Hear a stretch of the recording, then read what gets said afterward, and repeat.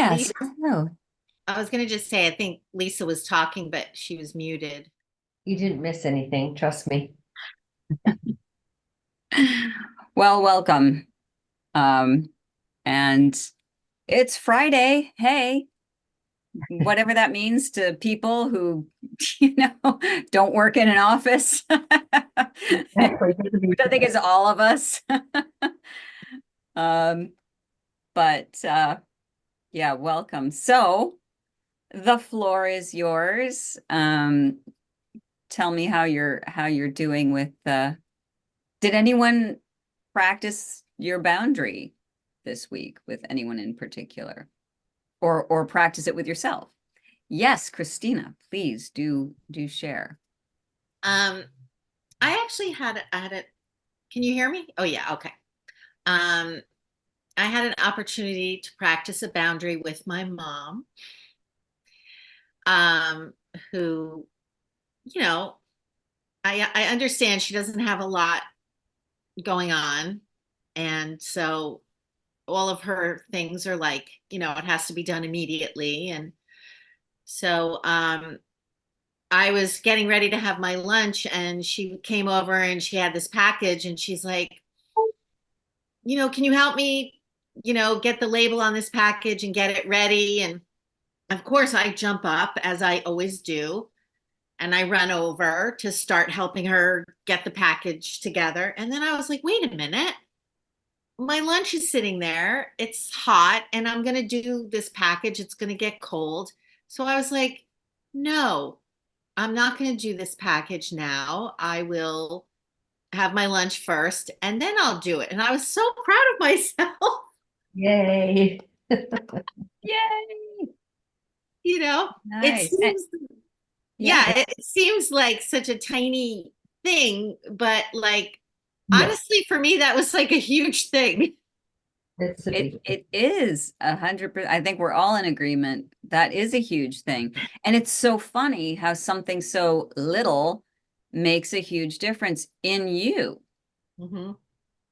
because the other person just just gets their task done and that's it, checked off, but you're still sitting with like resentment or feeling like my lunch is cold and that sucks too. You know what I mean? So it's a very big deal. It's a very big deal.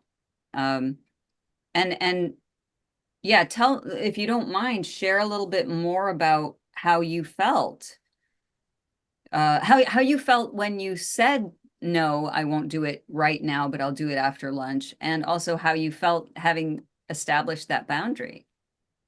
Well, it was funny because it was sort of like I had this moment almost like where I could sort of step back and observe what was happening. And I realized like I was instantly angry as I was like jumping up and like, oh, I have to address this. And, I was on this track to do my other thing, which was my lunch. So once I said, wow, wait, stop, no. Like at first I was like, ooh, I'm saying no to my mother. That's hard. Oh, uh-oh. And then, of course, I saw that she was actually fine with it. And she's like, okay, yeah, I'll come back later. And I was like, oh, yeah, she could just come back later. Like, it's not a big deal. Like, I'm Mm. just so, again, it's the well-worn neurological pathway of I must respond immediately and I must put my needs second. And now I didn't.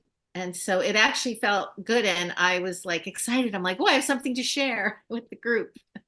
I love it. Well, kudos to you, Christina. That's I yeah. think a round of applause. I think a round of Woohoo. applause is a round No, of applause. thank you. I shall accept that. Yeah, this is my round of applause. Exactly. That's awesome. That's awesome. And I'm gonna, I don't know, how do y'all feel about that story? I love it. I love it because you know what, the world didn't end when you created your boundaries. Crazy.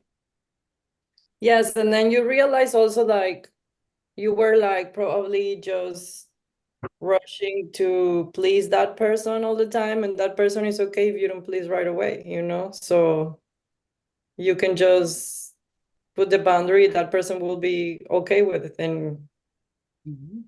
you know, because I realized that happened also, like before in my marriage, I was just like trying to, you know, put myself as a second, and then I just realized like there's no need, like like I'm just doing this because I invent this system, but like the other system also works, you know.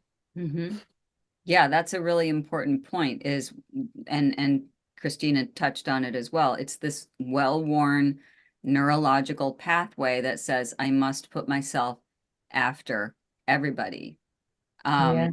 And it doesn't work for us in the long run. Once in a while, sure, of course, you know, for someone you love who's in an emergency, yeah. And in fact, that can make you feel elevated, you know, when you've done a mitzvah for somebody that wasn't really convenient for you, you feel good about yourself. What that's the point is, but to think that we have to do it all the time and that we are not important over time, it's like sediment that builds up, you know, and pretty soon we're just filled with mud, you know. We don't think of ourselves as worth anything, and that leads to low self-esteem, negative self-talk, imposter syndrome, and all those things.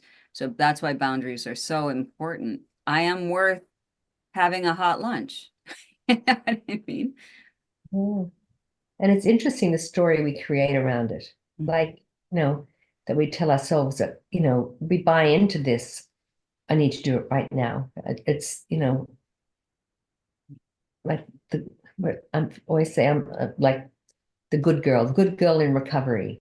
I'm trying to let go of that because you feel so, oh yeah, that's you're used to being the good girl. So you've got to, that's what you've been indoctrinated in some way to be. Mhm. And so there's a story that we create about it that, what are we going to lose if we are not the good girl? And apparently nothing, you know? So, Yes. there's just plenty to be gained. Yeah, it's that saying, leap and the net will appear, you know? Yeah. It just, we're sometimes very scared to make a change like that.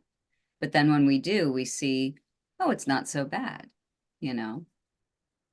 And we learn from each encounter, you know? Again, that's where the non-judgment comes in. Sometimes, you know, I was telling you about this client with her mom who texts her at 7 in the morning. And I had a session with her this week, and she said, "Ugh, I had a boundary fail." and Yeah. and I was like, okay, do tell, you know. And it was a typical, you know, her mom calling, said, "We'll be over on Sunday morning at 9 to help you with the thing that you wanted." And she acquiesced, and it messed up her whole day. You know, she was in a crappy mood the whole day. And I say, you know, that's okay, non-judgment. We don't want to kick ourselves. It happens, you know, so just take a moment to sit in that and learn from it and make a commitment to yourself to do it differently next time, you know. But but Christina, that's amazing. That's amazing. Yeah. And really, speaking of well-worn neurological pathways, do yourself a favor and sit in that feeling, like recall it and how good you felt, and start burning a new neural pathway around that boundary creation, you know. Really get that into your body memory, if that makes sense. Does it? Can you hear me? Because I just put my earphones in. Okay. Um, Actually, what happened additionally, what I thought was interesting is my husband was coming home from a trip, and I actually even additionally said to my mom, listen, Daryl's coming home late. He's going to be exhausted. And I know normally she'd be like wanting to run over because she lives next door and, hi, which would be very nice. But I said to her, we're going to really need quiet time. And it's a long traveling. Anyway, so again, I had another boundary and she respected that. So it Right. was like I say, "Oh, look at this. I could do it." Just banging them out. Yeah. That's nice. You're on a roll. Keep going. Yeah. And again, each time, and this is for everybody, you know, really, really lock in what that feels like, Yeah. and take the reward, if you want to say, of the empowering feeling that that gives you, that your time, your privacy, your lunch, your whatever is worth it, you know. Yeah, and of course it's helpful if the other person um accepts that boundary, as Christina's mom did. It isn't always the case, but oftentimes, as you were saying, Lisa, you know, we think we have these stories in our head about how it's going to go, but it doesn't always, you know. In fact, a lot of times it doesn't. Yeah, go ahead. So on the note of, whether people accept your boundaries, I got to practice remember when I said boundary? So, and that was, and it felt good because you gave me the language just by saying, remember when I said, instead of me being angry, saying, thinking I have said this before, and listening to me, and with, I could feel my jaw clenching and like, um, but instead I was able to say, remember when I said that I cannot listen, I cannot be the person that you vent to because I'm dealing with my own feelings around the same topic. We're both dealing, and that your way to deal with it is to talk and to vent and to talk and to vent and to talk and to vent. And I didn't say that to her in those words. Whereas my way to deal with the same situation we're going through is to be quiet and stay with my thoughts. So I cannot be that person. You need to find somebody else to speak to because you feel better, I feel worse, and I just won't be picking up the phone. So and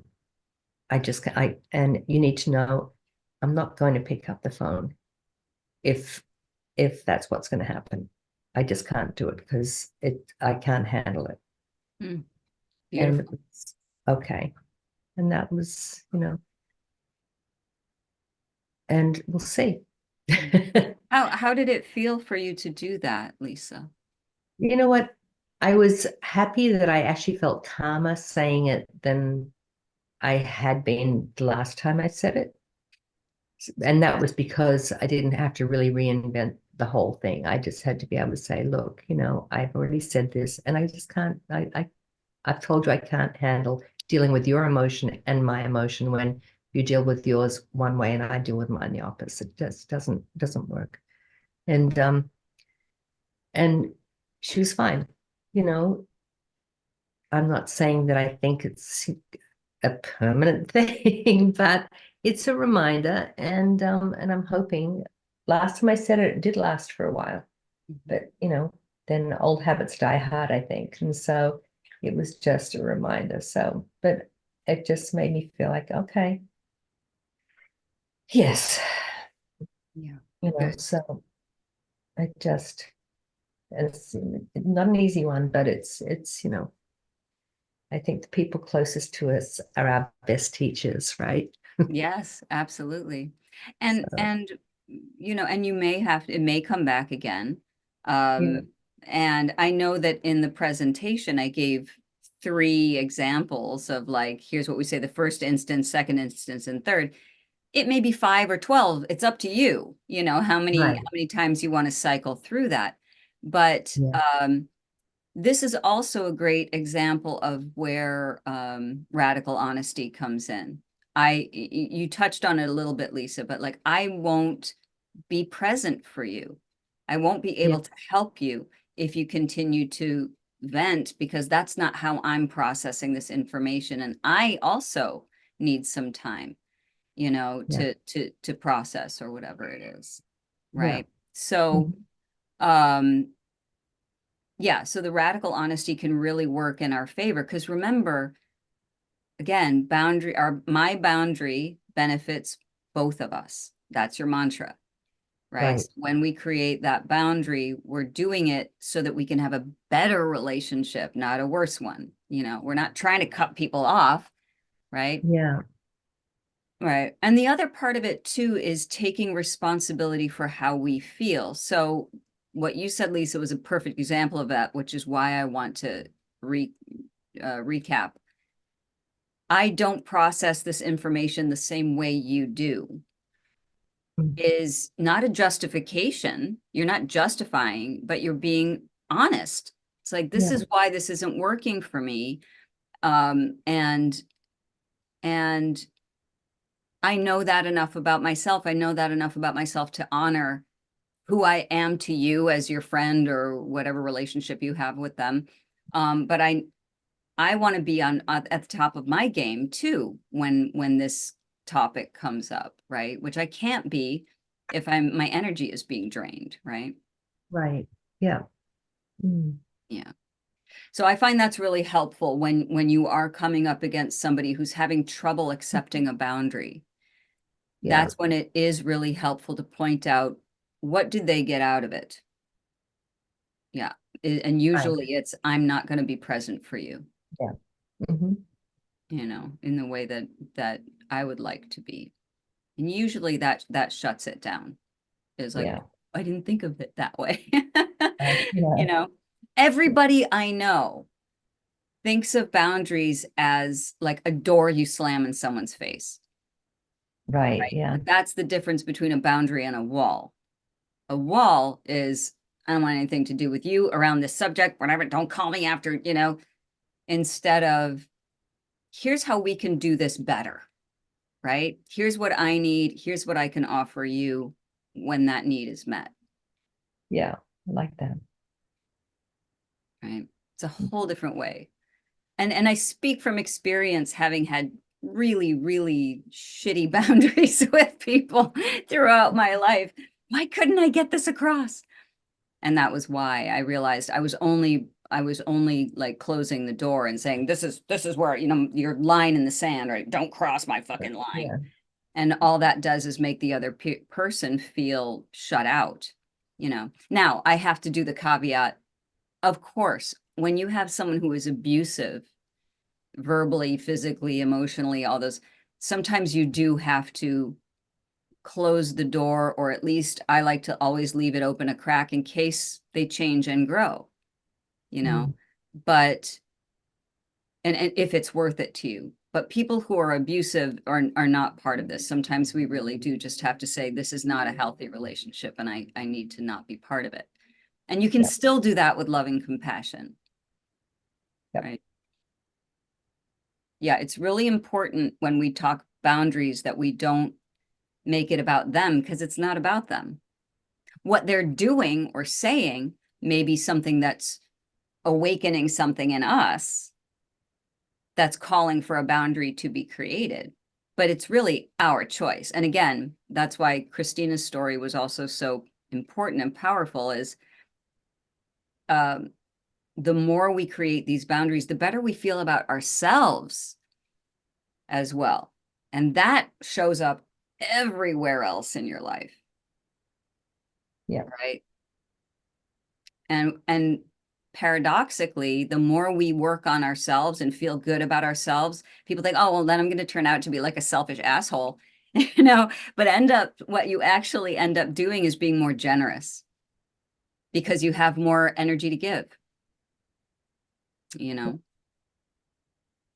So does that all, I know it's a lot of theory here, but does that make sense? Yeah. Yep. Right. And the more you all practice it and really feel it, then the more it's going to become real to you. Yeah, it's really all about the practice. We can talk for hours and hours, and I can show you slides until the cows come home, but it won't make any sense until you start practicing it. All of this stuff. Yeah. Beautiful.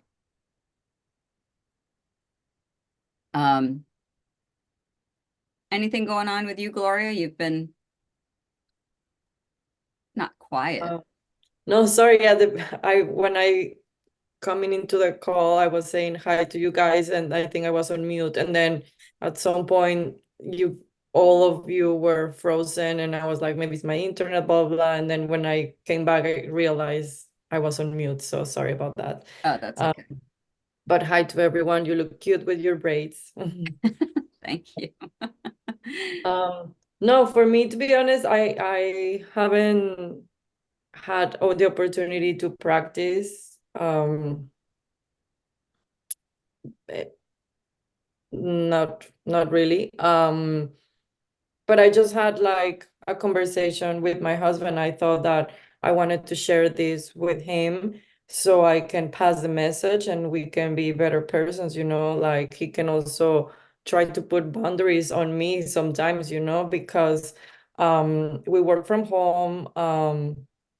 He has his office downstairs, I have my office upstairs. Sometimes we want to be in the living room together in our computers, and or even though like sometimes I'm not at home, I text him for silly things, so and he likes his quiet time. He's a creative writer, so he sometimes I understand that he needs that quiet time. And I told him, listen, I explain everything, and he said that he appreciate that.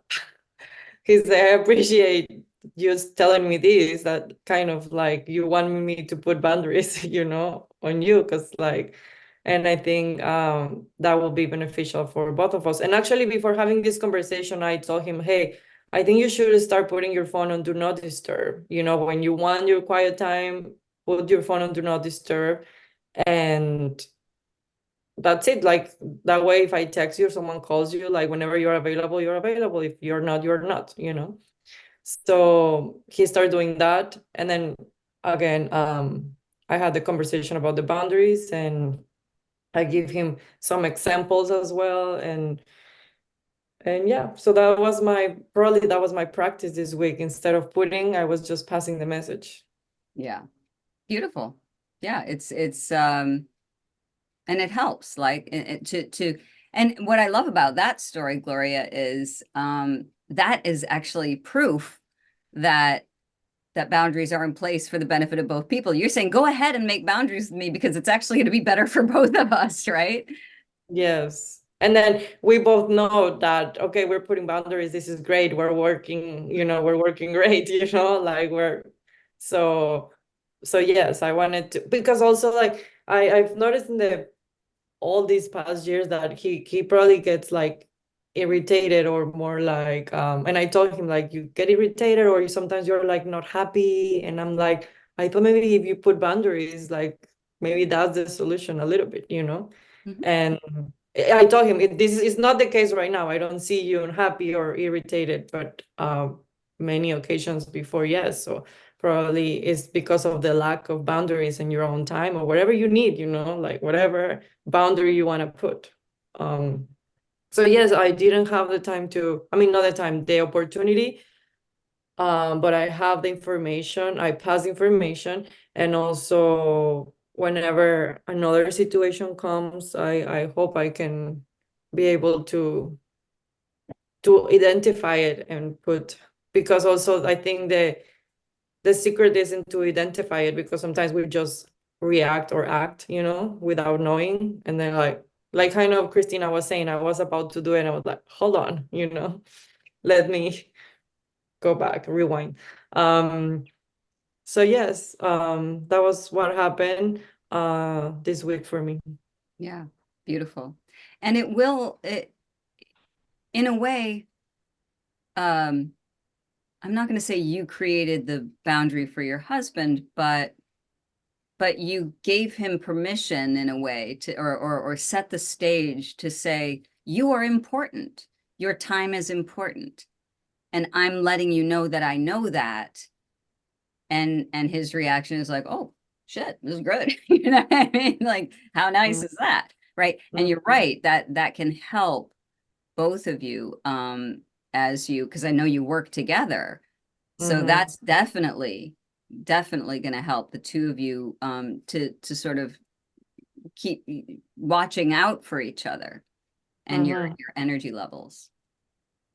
Yeah, exactly. Because like I say, sometimes like it's just like if I'm walking the dogs and I found something on the street, I send him a photo. And what if he's like in the middle of a session? So I just try to give him ideas, put your phone in do not disturb, or also just tell me, hey, I'm gonna be in writing mode or my mode, whatever you want to call it. I know for whatever time, I don't care how, if you want to be all day. If I have an emergency, I can tell you 911, and then you have, but if it's not an emergency, I'm not gonna bother you. I told him like whatever the system you want, I'm okay with it. And because also I was thinking, if he wouldn't work from home and he's just like in his office, I don't have access to him, like all day. So uh yes, so we had that. And he also mentioned, he said like, yes, sometimes I want to be in the living room, and then the dogs, if they start playing, or like the Amazon package, and then like so many distractions. So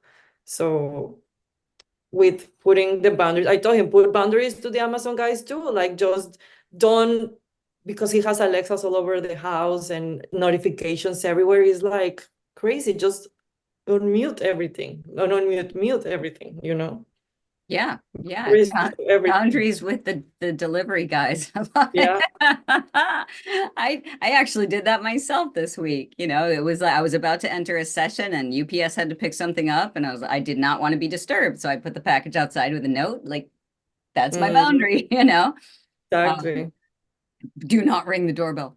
Yeah, beautiful. I love that. I mean, it really is kind of putting boundaries. And you keep saying you didn't put boundaries, but it is kind of putting boundaries because you're introducing him to the concept, and not just for him, but for you. So, if you need to say something, you kind of got the scaffolding in place. Yes, that we understand the language now, right? Yeah. Yeah. Yeah. Very Yeah. I like that, Lisa. That's really well put, putting the scaffolding in place. That's what I was trying to get at. Yeah, you guys are establishing an order that will work very well for both of you, but I like how Lisa said it. Yeah. And before we have this topic about boundaries, I remember when write yourself up, and I couldn't attend a one class, and then I just, because I remember that you say when you take a nap, you kind of announce like, I'm gonna have my me time, right, or my quiet time. So I announce, to him at that point, hey, I'm gonna be in my office meditating. He's like, okay, so that it automatically means like, don't text me, don't call me, do not disturb, right? Yep. So that's what I expect to him also to do whenever he wants, not be disturbed, and we're gonna be okay with it. So Yeah. yes, it's great. And I think having this information, and I can pass it to my mom too, like, and people will be better, like we will be better human beings. Yeah, exactly. And that's why this approach to boundaries is so radically different, is because it really is taking into account the health of the relationship, not just your personal needs, which can be very isolating for someone else. It is about your personal needs, of course, but once we think about, as we talked about on Tuesday, what are the risks if I don't put this boundary in place? And that's when we get flooded with I'm going to be mad, I'm going to be passive aggressive, it's going to ruin my day, I'm just going to feel bad about myself and about them for being so demanding or whatever it is. Then all of that gets just wiped away and leaves room for closeness in a way that we didn't have before, a more authentic closeness. And I love too, Gloria, that because I've actually never heard it flipped like that. And I think that's a really beautiful thing too, to say, okay, here's how to create a healthy boundary. And you can do it too. And you can do that with me. Yeah, Which put really boundaries does. on me, kind of, because sometimes I just text you too much. Yeah, yeah. Yeah. Right. And Being okay to to have boundaries from the other person, it opens to the other person to be like, oh, okay, I can say this, she's gonna be okay, Yeah. Yeah. What I wish I can start putting boundaries. I mean, I'm trying to put boundaries with my dogs. They don't speak, so I need to, at fucking 4 p.m. they start like, feed me, and I'm like, your dinner time is at 5, but they don't understand, so that's more complicated. Like Yeah. with my husband, we gonna understand the language, but with my dogs, it's like a working fucking progress. Yeah. If I don't create this boundary, I'm going to be very resentful and passive aggressive toward you puppies. And Yes, yes, they don't yes. get it. They don't get it. Sorry. I wish I knew Yes, animal behavior, but I just don't. yes. No, it's just like you have to, ignore them, but true, it's complicated. But yes, I'm working on it. Or I just wanted to say a funny thing. Yeah, no, Boundaries no, with my dog. that's so true. It's so true. I mean, my 3 cats are like boundaryless beasts, but I hear you. I feel the pain of that. Um, Beautiful. Um, and oh yeah, something that you were just talking about, Gloria. So Tuesday we're going to be talking about self and solitude, and this is also goes hand in hand with creating boundaries, because when we need to take time for ourselves and how important that is, and how to let people know, and how to create that space that we need so that we can um, recharge our batteries is really, really important. Yeah, but we'll get into that on Tuesday. Good. Any other boundary questions or thoughts, or any comments or feelings, or not sure how to do it, or what are your thoughts, if there are any? And if not, we can open. Just me a little bit in the homework. You mentioned like to journal, right? But how can, like, when you say that, it's like I would just sit on my notebook and start writing about the topic, or what do you mean about that part? Right. So the journal prompt are, basically looking at what we did in the exercise, right? In the in-class boundary creation exercise. So as you review it, is there anything you would change? Or journal prompts are journal prompts. You can do whatever it is that you feel like you want to do. If you want to just write about boundaries in general, if you want to say, here are some areas where I would like to strengthen my ability in creating boundaries. So for example, if this isn't the case, but just to use Christina's example, if she decided, I'm just going to help my mom out, and then she went back to her cold lunch and felt bad, that would be something to journal about, and not in a I screwed it up kind of way, but rather, what can I do differently? Is there anything I would like to do differently? If you have, if you did in the exercise, uh, you know, remember we created the boundary, and then we created the radical honesty part of it. What did they get out of it? You might want to tweak it. You might want to write in your journal about, like, how do I anticipate this going? What are things that I would like to prepare myself for?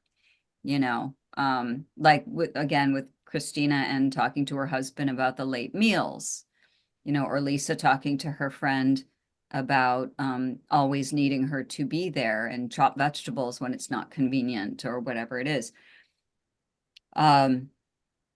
Yeah, it's a journal entry. It's not an essay or anything you're going to turn in. It's just for you to reflect on what boundaries are meaning to you, and what you might want to focus on. And you can always bring that to class if there's anywhere you're stuck or unclear. Okay. And that's why I said, if you have any yeah buts. Here's what happens with yeah buts, right? So we come up with this theory, everybody goes, wow, that's brilliant, I can't wait to try that out. And then there's a, yeah, but how is it going to work with this person? You know what I mean? How is it going to work with this situation? That's what I want you to bring to class or even these sessions so that we can literally walk you through what may feel, you know, all the scenarios and how to manage them, right? Because you know, it can be very daunting to do it the first few times. Unless you're Christina and then you're just immediately brilliant at it.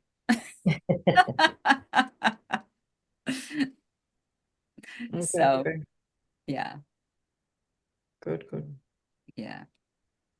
Yeah, but your journal is for you, right? It's not anything. If you want to read what you wrote, fantastic. We always love to hear and share. It's a safe space to do that.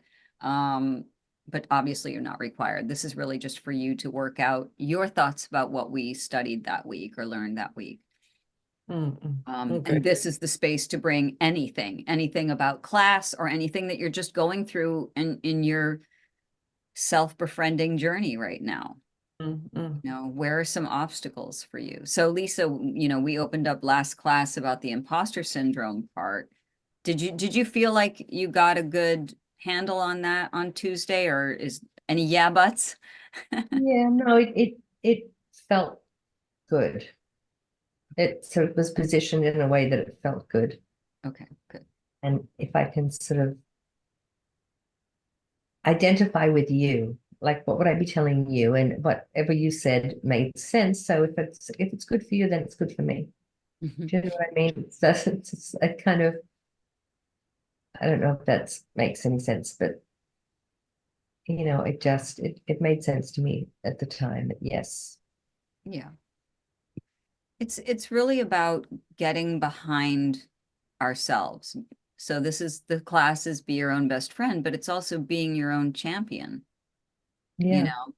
And yeah, um so that we're protecting ourselves, we're loving ourselves, we're taking care of ourselves, all so that we're showing up in the world in a better way for everybody around us, better relationships with anybody, whether it's a stranger or a beloved person, yeah, you know? And so it's beautiful because we have this tremendous resource right here. It's really, again, it's changing those neural pathways, changing that part of us that's so used to putting ourselves last or putting ourselves down. I'll tell yeah. you another story. I had a client many years ago who was raised fundamentalist Baptist, and she, in the process of her individual therapy, her marriage had fallen apart, which is one of the reasons she was in individual therapy. But she also came out as a lesbian, and she did not know how to tell her Baptist family about this. And this was a really big hurdle. And she said, Rachel, this is how I grew up. She said the anagram is that right? Acronym anagram. No, I don't know. I always get those words wrong. Anyway, it's joy. Joy. Jesus, other, you, in that order. Wow. And that's how she was raised. Jesus, other, you. And um and I remember going, how does that work? Like, how has that worked for you for all the 42 years you've been alive? She said, I never understood it. I never understood how it's possible if I put myself last all the time to be there for other people. And I was like, ding ding, you know what I mean? You know? So if you're continually putting yourself last, um, then you have nothing to give, right? So when we do put ourselves first, what we're doing is it's like an internal cleansing. You know, we're cleaning house, we're getting rid of as much as we can of our hair triggered activations based on childhood wounding that cause us to lash out at other people. We're doing the inner work and we're realizing, oh wait, we are interconnected beings. So when we do that inner work, we are actually helping others. So that's why it's not selfish to do this work, it's self-ish. That's what I call, you know? So it's very important that we know that. Yeah. Good. Rachel, I want to mention something. Yesterday I was in a friend's house and she had a couple of her friends there. And two of them were talking about breath work. And they were saying, how have you done that? Have you done that? And to everyone. And I thought about like breath work, kind of like when you inhale for, I don't know, like 4 seconds, and then you pause for 4 seconds, and then you exhale for 4 seconds. But then like she told me that they actually go to like a place where just women there, and then they do like an hour of breath work. And she said that is kind of being in psychedelic things. And she said that it's like she said every time that I go, I think I'm gonna mess up, I'm not gonna do it right, blah, blah, blah, but she always like fucking goes in a trip. And I was I mean, I just bring this up to you to see. I want to know your thoughts about that, about breath work. Yeah. So it's interesting because I'm trying to remember the name of it, but anyway, there's that parallel between psychedelics and breath work. Stanislav Grof started out as a proponent. He's a psychologist and writer and speaker. And it's Grof if you want to look it up, Stanislav Grof. He started out as a huge proponent of psychedelics for inner work, but then he shifted to breath work because it really is, it does open up whole different channels to going deeper into ourselves. And breath work is a huge arena of healing. There are many different kinds of it. There's Kundalini breath work. There's basic like box breathing is what you just described, the 4 in, hold 4, 4 out, and then hold 4 on the exhale. So that's the box. All of it's great, all of it's great. But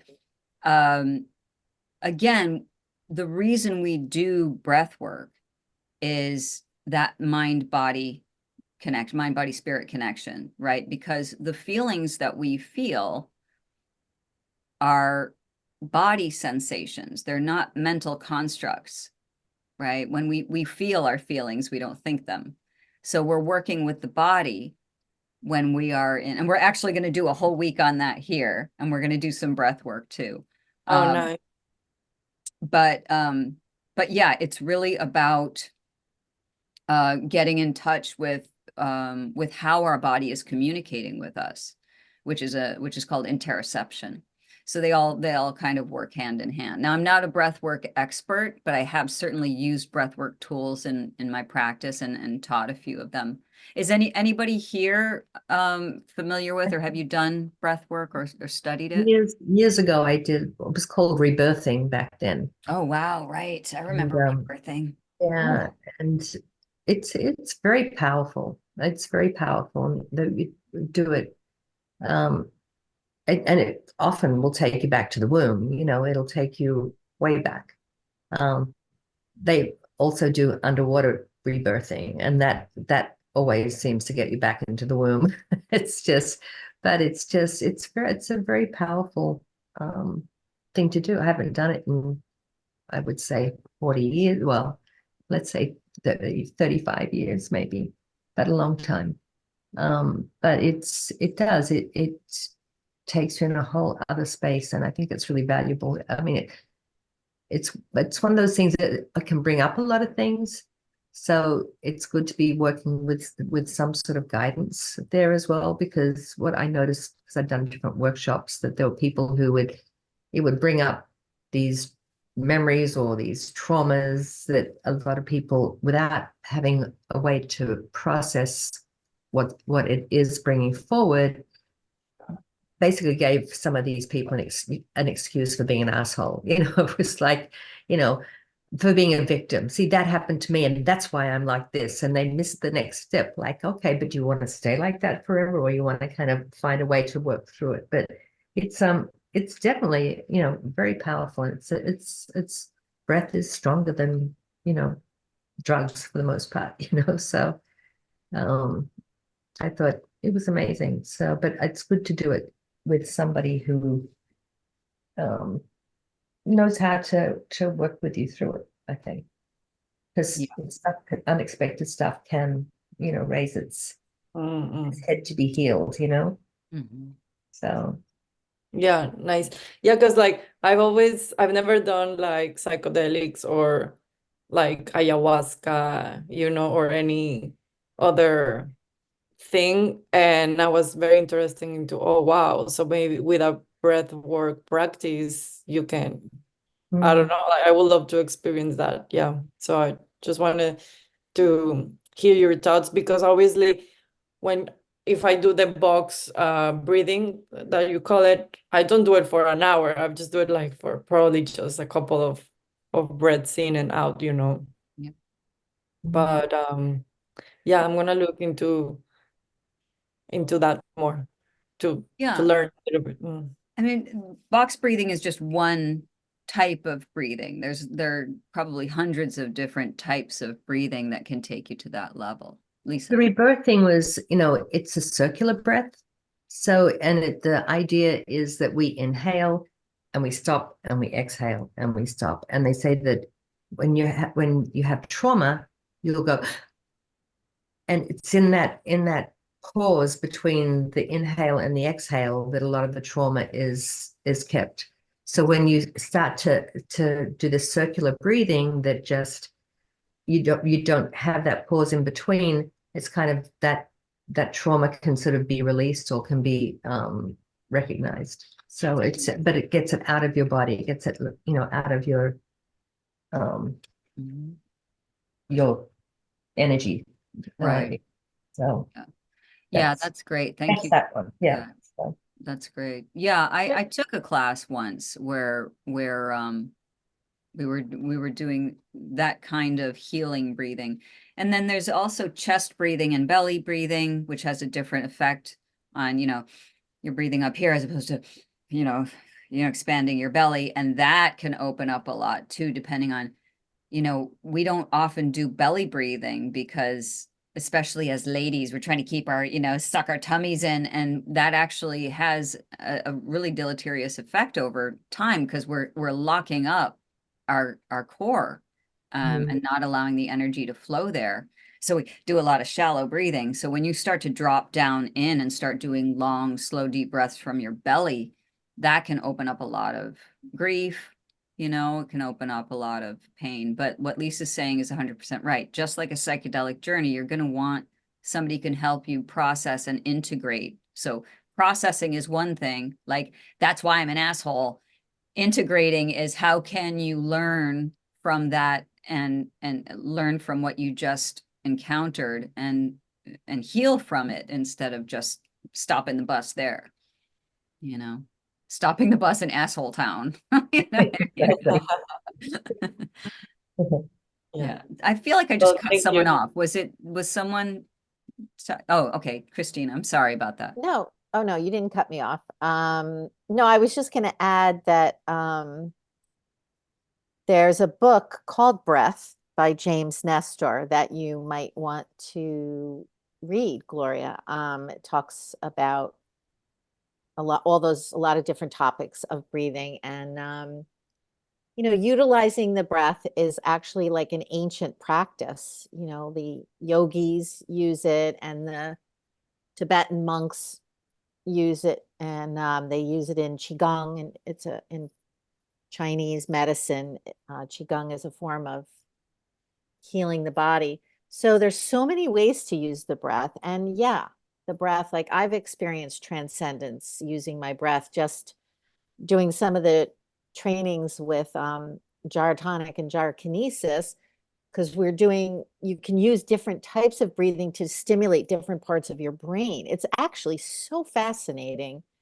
that people have been doing this for millennia, and now we're just starting to figure out, oh, you breathe this way because it stimulates that part of your brain or something like that, you know? Mhm. So anyway, so that book, Breath, might be a good, just a introduction to. Thank What you. was- Can you repeat the name? Yeah. Yeah, Breath by, I just pulled it up. I actually have to admit, I have the book. I haven't You read can it pop it in the yet. chat if you want. You want to put it in the chat? Oh, sure. Okay. What's that? Oh, uh, And Rachel, do you mind putting on the chat the name of the person that you were saying about Oh, the? sure. But thank you.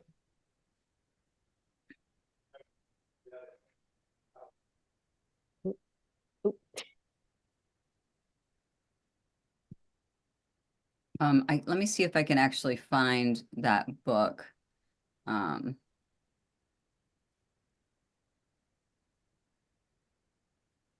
mm, mm, mm, mm, mm, mm, mm. Is this the? Oh, wow. I think I can actually give you the whole book or one of the books. Here, I'll pop that in the chat too. It's a PDF. Thank you. Oh, nice. Let me open this. Okay, thank you. Sure thing. Um, good. So we've got about 6 minutes left. Would anybody like to, I mean, we don't have to use the whole time. If you want to get back to your lives and do some things, that's fine. But I'm here if anything else has come up, if you have any questions or anything, anything about yourself, you know, how are you communing with your highest self these days? Are you talking to yourselves? You, you know, I love that. I love that you've well, working with you and in this group has sparked me to do that. And I'm like, am I talking to myself too much? well, does your highest self tell you to be quiet? No, Well, there you no. go. Oh, honey, I talk to myself Yeah. constantly, Mhm. constantly. My son is used to it by now. He'll walk into the kitchen and I'm like, da, da, da, da, da, and I'm like, oh yeah, hi. My higher self and I are having a conversation about what to have for dinner. Um, but yeah, this is what I mean when it's like be your own best friend. That's what it's about. It's like having your best friend with you all the time that you could just talk to whenever you want. But that's beautiful, Christina. Yeah. And what's it like? Was it awkward or is it comfortable? Sometimes I just laugh at myself because I'm like, wow, that was a long conversation. Um, but I find it's like also like my intuition, you know, like, you know, I've been getting up and you know, in the morning, the first thing I do is have coffee. And so my higher self is like, you know, that's really not good for you. Like, let's talk about this. Like my higher self's like saying, let's talk about this. Come on, you know, let's step it up. It's time to adult yourself, Christina. So it's really good, actually. I'm so grateful for Yeah. this group for you. Beautiful, beautiful. Yeah, and you know, your higher self, highest self is the one who wants the best for you. That's why this umbrella, the ether that runs through all of this work is non-judgment. So when the highest self is saying to you, you know, coffee isn't so good for you, I hope she's being loving, and saying, let's see what else we can do, you and I. Let's make another plan, and you know that it's collaborative rather than punitive. You know what I'm saying? I think it's Yeah. fine to want to make changes with ourselves. And like I told you this story the other day about like I wasn't nice to someone on the phone. I was like, now that wasn't very nice. And I'm like, oh, I know, you know, but it's like being forgiving and non-judgmental is the important thing, because we don't need negative self-talk. That's not helping us. The highest self is there to guide you toward what will be beneficial for you and ultimately everyone around you, you know? Yeah. Does that make sense? I mean, I hope your highest self wasn't yelling at you. No, just saying like there's other things I could be having green tea, like Okay. negotiating, like my higher self's like, look, green tea will still give you that, that boost. Like, we're negotiating. Okay. As long as you're having a good time, then that's great. I just want to make sure you're not kicking your ass or anything. Yeah, beautiful. I love it. Yeah, and that happened to me too. I was having way too much coffee, and my highest self went, "Girl, I don't think that you're going to keep doing that anymore." And then I tried something else, and I haven't had coffee regularly for 10 years, So it's a treat now. And then I buzz like crazy. Can I ask what do you have in the morning? Like, what is your go-to? My go-to actually is a mushroom cacao drink. That is, I use mud water. I don't know if anybody knows that. So I Yeah. mud water, or I'll do hot water and lemon. And then all day long, I have just water that I just put either lemon juice or lime juice in the water, and I drink that all day long. But in the morning, um, it's more like I might have a golden milk in the wintertime, because I love it, and I love that. So the mud water has a little bit of caffeine, just a tiny bit from the cacao. So it's not like, so I knew she was going to join us. This is Zelda. So cute. She's Cute. beautiful. And she's very friendly, and she knows what time it is. I swear to God, the cats know when when I'm Lesson's over. winding down, and Yeah. if I don't open the door fast enough, then they're like, "You got to come out." Yeah. So that's usually what I have in the morning, and every now and again, I'll treat myself to a good coffee at DDA down. That's where we have a French patisserie in town here called Didier Dumas, which so good. So I treat myself to a little good coffee every now and again. Yeah. Cool. Beautiful. All right. Are we good? Till Yes. Tuesday. All right. We're going to dive into self and solitude, which is so exciting. And I'll see you then. Awesome. Thank Have a you good so weekend, much. everyone. Have a great Thank weekend, and you. thanks for sharing all the links and names. Thanks. Yeah, the one that says the only diet there is, it's not really about food, it's about breath work, just by the way. Okay. Thank Okay. you. Oh, All right. Bye. Thanks. Bye-bye. Bye. bye.